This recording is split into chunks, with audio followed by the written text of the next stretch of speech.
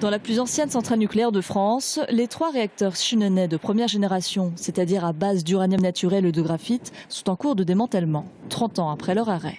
Les combustibles, l'eau et certaines parties extérieures du bâtiment sont en cours de traitement.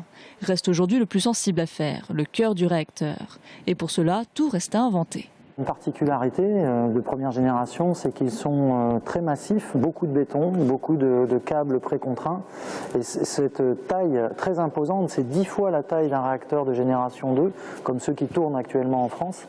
Ces réacteurs ont besoin d'avoir des moyens spécifiques.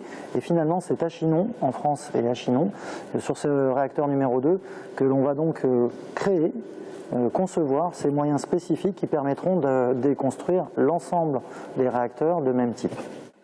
Pour développer cette technologie, EDF se donne 10 ans. Ensuite, elle estime qu'il faudra presque 30 ans pour finaliser le démantèlement complet de ces réacteurs. Le but est d'ensuite vendre ce savoir-faire à d'autres pays ayant construit le même type de réacteur. Un enjeu industriel important qui va profiter à l'emploi dans le bassin. Au pic de l'activité, quand on aura à déconstruire, on aura à peu près 200 personnels d'EDF sur ces activités et environ 150 à 200 prestataires.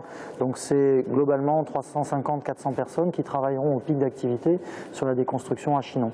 Je rappelle qu'en ce moment à Chinon, pour exploiter les 4 réacteurs en fonctionnement, on est à peu près 2000.